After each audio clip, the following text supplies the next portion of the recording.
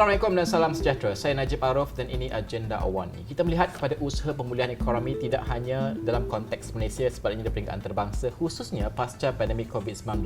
Jika kita melihat cabaran setiap negara itu berbeza, namun kita melihat pertumbuhan ekonomi Malaysia sedikit kehadapan berbanding negara lain. Apakah resepinya? Apa yang membuatkan kita terkehadapan dalam aspek ini mungkin dan apakah strateginya? Khususnya dalam aspek pelaburan dan juga perdagangan antarabangsa kita melihat kepada faktor-faktor yang mempengaruhi kedua-dua perkara ini. Bagi melihat perkara ini dan juga membincangkan lebih lanjut, saya bersama dengan sudah pasti Menteri Pelaburan, Perdagangan Antarabangsa dan Industri, Tengku Datuk Seri Zafrul Tengku Abdul Aziz yang bersedia pada ketika ini. Datuk Seri, terima kasih kerana bersama kami pada pagi ini. Sihat? Sihat Najib. Alhamdulillah. Alhamdulillah sihat. Biasalah kami. Datuk Seri, kalau kita melihat kepada pertumbuhan suku pertama 5.6%, sudah pasti kita melihat antara sumbangan utama adalah perdagangan kita. Walaupun suku pertama ataupun pada Mac itu sedikit menyusut ekspor dan sebagainya, tapi ini adalah sumbangan yang antara yang besar kepada pertumbuhan tersebut. Dan juga pelaburan, kita melihat angka-angka yang besar dalam setiap kunjungan yang kita laksanakan ke negara-negara luar sebagai contoh.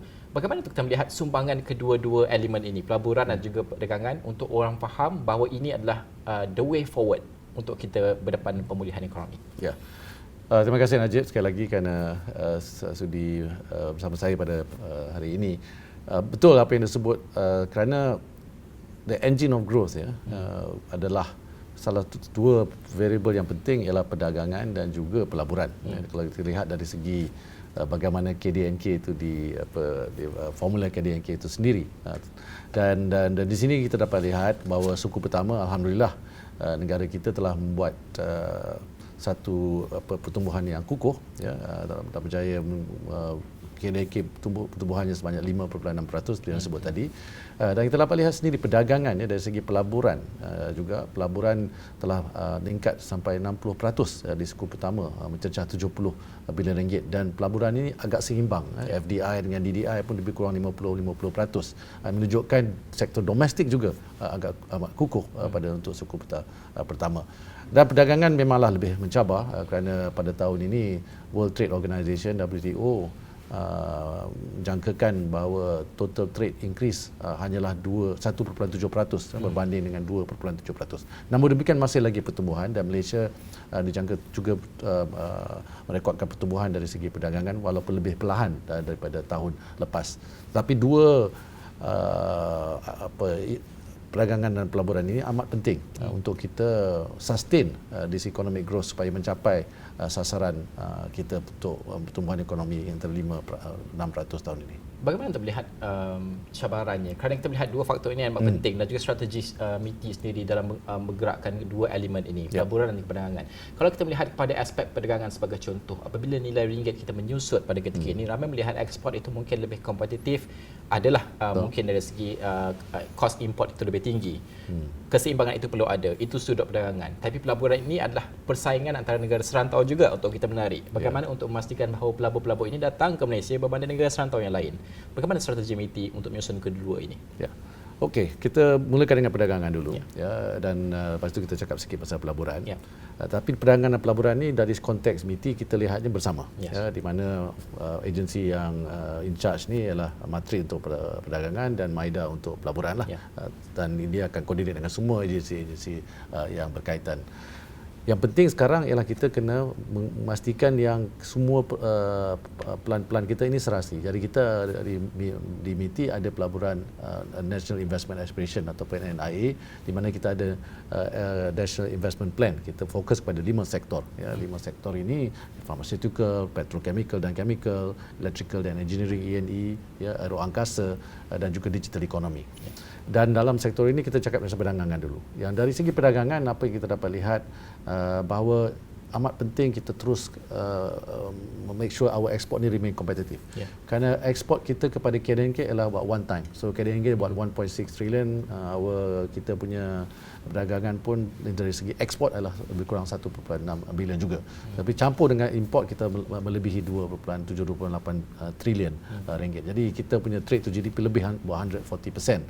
Ini menunjukkan kalau nilai ringgit itu menurun kerana ekspor kita lebih daripada import, sebenarnya dan net tu ada positifnya. Tetapi itu dari segi trade dan bukan dari segi cost of living dan sebagainya. Itu another issue. Saya kira kalau kita just look at perdagangan, memanglah ada sedikit positifnya sebagai negara yang mengekspor lebih dari import, ya, pasal kita ada current account surplus. Tapi dari segi kehidupan rakyat, kos hidup tu mereka yang memang akan agak terkesan sedikit lah, ya. Tetapi dari segi industri Malaysia, kalau kita lihat dengan Petronas, kelapa sawit, cakap kelapa sawit, semua sebenarnya net beneficiary lah. Dan it's good for the our KDNK numbers.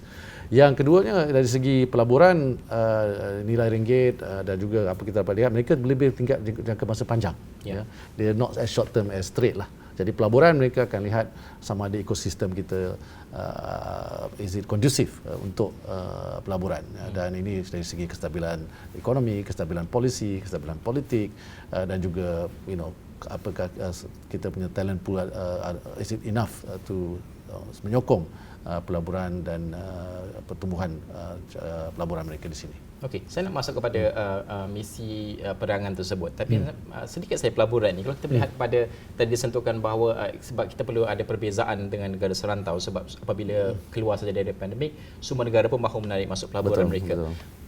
Adakah Malaysia pada khidmat Datuk Seri cukup segala yang diperlukan ramuannya untuk menarik mereka ini datang ke Malaysia? Kerana kalau kita melihat sebagai contoh, apabila Tesla memilih Malaysia sebagai contoh, ini mencetuskan satu perdebatan dan juga perbualan hangat antara dua negara sebagai contoh. Ini bagaimana untuk kita menarik. Vietnam terkehadapan dalam banyak perkara menarik pelaburan sebagai contoh. Mungkin juga kerana kos buruh mereka faktornya. Betul.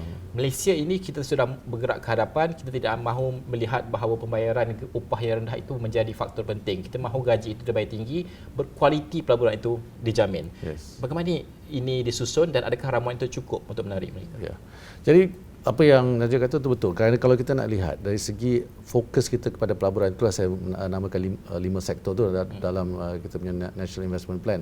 Kerana 5 sektor inilah sektor yang akan memberi peluang pekerjaan dengan pendapatan yang lebih tinggi, fokus kepada inovasi, R&D dalam bahasa Inggeris untuk increase the complexity lah of our economic industry sector. Dan ini insya-Allah akan memberi peluang kepada rakyat kita supaya move out of the middle income trap.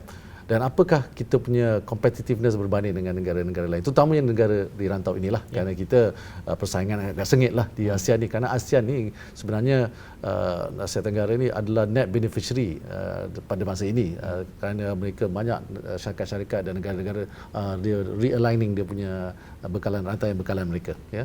Dan Malaysia kita kena tahulah, first of all, pertamanya sektor mana yang kita nak fokus dan kenapa kita nak fokus pada sektor itu. Dan salah satu sebab sektor yang kita nak fokus itu adalah kita ada competitive advantage juga.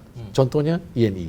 E&E Malaysia memang bermula sejak tahun 1970-an dan kita dah 50 tahun dalam sektor ini dan agak matured, agak dari segi industri kita. Kita punya kalau kita lihat E&E sektor ini the contribution kepada KDNK adalah 6%, ya, dan dari segi market share dalam dunia ni kita nombor 7. Jadi we have a competitive advantage di situ. Petrochemical dan chemical juga, ya, itu, dan we need to focus area yang kita tak boleh menang dalam semua sektor. Betul. Fokus dia penting. Bagaimana kita melihat juga cabaran lain dalam usaha kita menyusun semua strategi ini? Kerana kita melihat seperti yang Datuk Seri sebutkan tadi, ASEAN ini beneficiary dalam keadaan dunia semasa ini. Ya, betul. Kalau ketegangan geopolitik, kita ambil contoh sebagai contoh antara China dan juga Amerika Syarikat, kita melihat bagaimana rantau ini, ada yang melihat bahawa manfaat itu besar untuk rantau ini. Sekiranya strategi kita susun betul. Tapi ada juga melihat bahawa perlu memihak ke satu negara dan kita memang berpegang bahawa kita tidak memihak kepada negara. Neutrality itu amat penting dalam konteks ini. Bagaimana mungkin pandangan MITI, Datuk Seri sendiri melihat kepada pertemuan geopolitik ini dan usaha kita juga untuk remain neutral itu? Ya. Kita memang pendirian kita very clear dan juga pendirian ASEAN jugalah yang kita adalah zone of peace, freedom and neutrality, ya. Kita memang position kita neutral kerana kalau kita lihat dari segi perdagangan dan juga pelaburan, negara China dan negara Amerika Syarikat kedua-duanya adalah top 2 FDI contributor kepada negara kita dan juga top 2 trade partners kita, ya. Jadi kita tidak boleh mengambil polisi ataupun memihak pada mana-mana satu negara. Dan kita we are non aligned lah kepada negara. Dan ini dapat melihat, ini sebenarnya is our strength, ya. Dan kita should leverage on that strength. Cuma yang saya nak, yang kita kena face the reality ialah dari segi, betul lah, dari jangka masa pendek ni memang kita benefit lah, tapi dari jangka masa panjang global trade atau perdagangan global ini amat penting untuk prosperity. Jadi dari jangka masa panjang the geopolitik yang mungkin akan mengakibatkan penurunan daripada segi pertumbuhan perdagangan akan is not a positive thing lah untuk seluruh dunia, termasuk Malaysia yang ekonomi adalah ekonomi yang terbuka. Kalau kita beralih kepada misi perdagangan dan juga pelaburan, ini kita melihat beberapa misi dijalankan sebelum ini, antaranya adalah ke China, ke Jepun sebagai contoh. Bagaimana tu kalau boleh dikongsikan perjalanan perkara ini? Kerana apabila kita pulang, ada angka yang disebutkan dalam sudut pelaburan, ada juga aspek perdagangan yang kita capai mungkin. Di sebalik pertikaian yang wujud sebagai contoh, tetapi bagaimana untuk kita memahamkan kepada orang ramai ini usaha kita dalam misi dan ini angkanya dan kita akan realisasikan kemudian sebagai contoh. Kalau boleh Datuk Seri jelaskan. Okey, saya bagi contoh yang misi pelaburan dan perdagangan yang terakhir lah, yang baru-baru ini kita ke Jepun, dan kita telah membuat pengumuman bahawa komitmen pelaburan adalah 23 bilion, ya, dan komitmen perdagangan dari segi ekspor adalah 2.1 bilion. Dan ini adalah komitmen, dan kita akan memantau sama ada berapa yang dapat kita realisasikan, kerana ini akan mengambil masa. Lepas dia dah komit, dia akan mendapat approval, ya, bila mereka datang ke sini, dan dapat approval tu it takes, mengambil masa. Tengok industri mana lah, setengah industri setahun, setengah 2-3 tahun, nak membuat kilang, nak ambil pekerja dan sebagainya. Dan alhamdulillah setakat ini kita dapat lihat hampir 80% yang dikomitkan, komitmen yang diberi diluluskan dan juga direalisasikan. Itu benda penting sekali. Saya melihat juga kepada hujung tahun ini, antara benda yang penting yang bakal diumumkan itu Pelan Induk Perindustrian Kebangsaan 2030 kalau kita melihat. Ramai melihat bahawa ada kalanya orang melihat apabila diumumkan Pelan Induk ni, orang melihat another Pelan Induk. Mungkin ramai orang melihat betul. Persoalan ini timbul, tapi bagaimana untuk melihat perbezaan? Sebab sebelum ini kita ada juga New Industrial Master Plan 2030 sebagai contoh. Bagaimana untuk kita melihat perbezaan ini? Apakah faktor di bawah plan tersebut yang akan memacu kita lebih pantas? Sebab 2030 tidak jauh berbanding dengan tahun yang kita berada sekarang. Sekarang ni dah tahun 2023 kan. Amat berhormat Perdana Menteri telah mengumumkan yang kita akan melancarkan National Industrial Master Plan ni pada bulan Ogos ini. Persiapan sudah dibuat, kita dah saya mengetuai Task Force untuk NIMP 2030 ini sejak bulan Januari yang lepas. Dan yang fokus kita ialah bagaimana kita nak merealisasikan hasrat negara kita supaya kita menjadi negara yang gaji tinggi lah, ya, high income nation. Dan yang penting saya rasa kita kena fokus, ya, kepada structural issue. Banyak long term issue yang penting yang kita perlu address, ya. Contohnya ialah kita punya talent, penyediaan modal insan kita untuk jangka masa panjang. Kerana kalau kita lihat industri-industri yang datang ni semua memerlukan yang the main reason dia datang ke Malaysia, objektif utama atau sebab utama ialah kerana talent pool kita.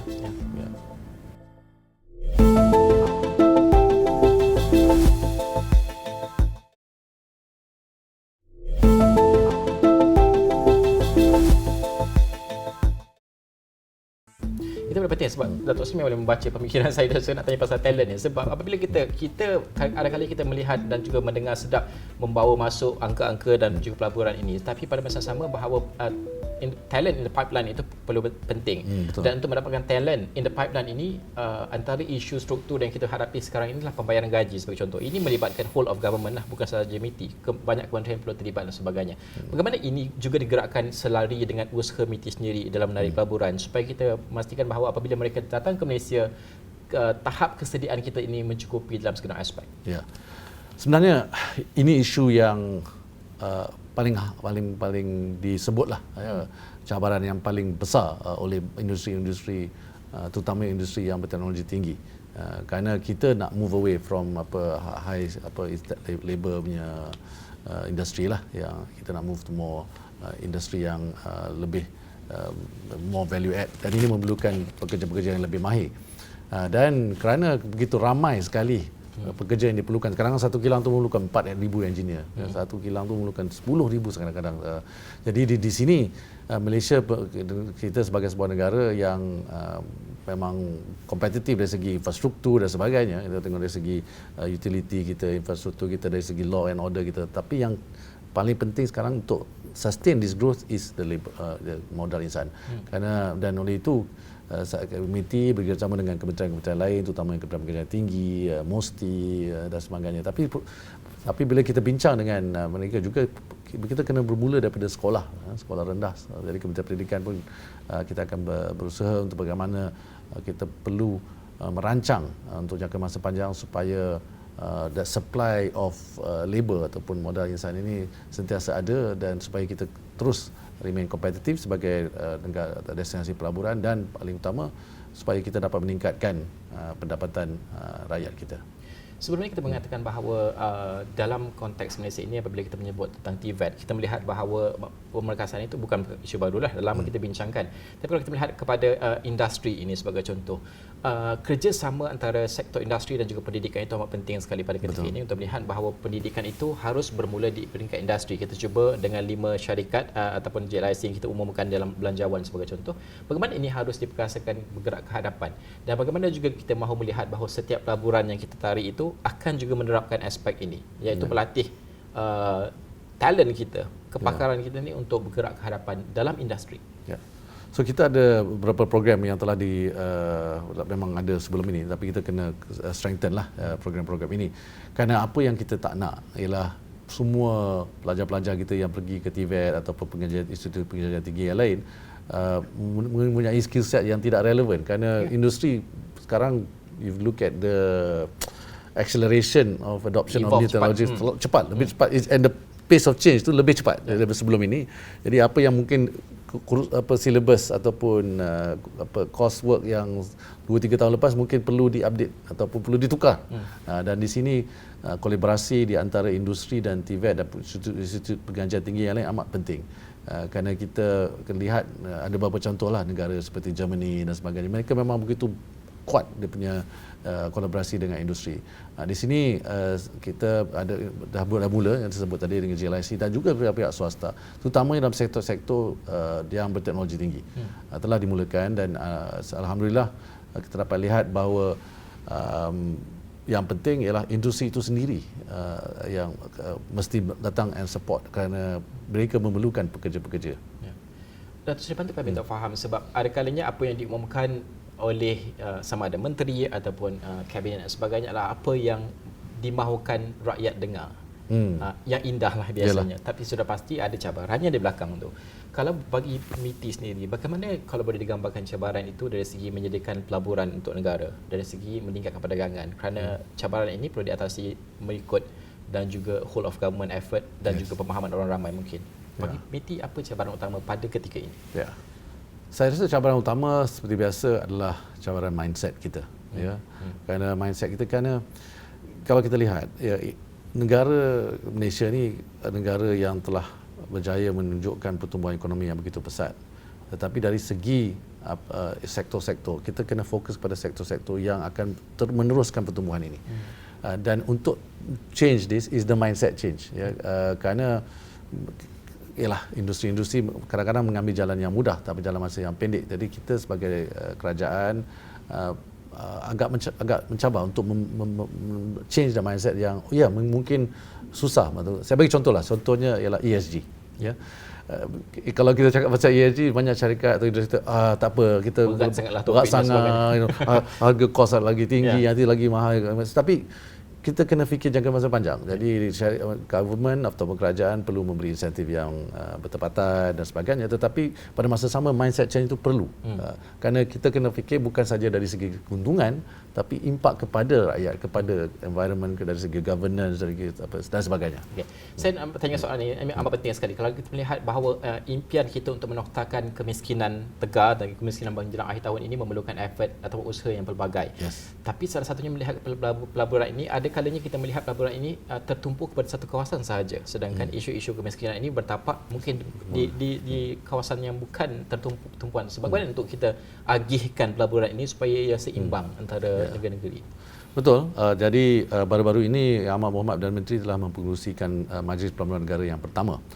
Salah satu isu ialah different wilayah, kita ada macam-macam koridor dan sebagainya.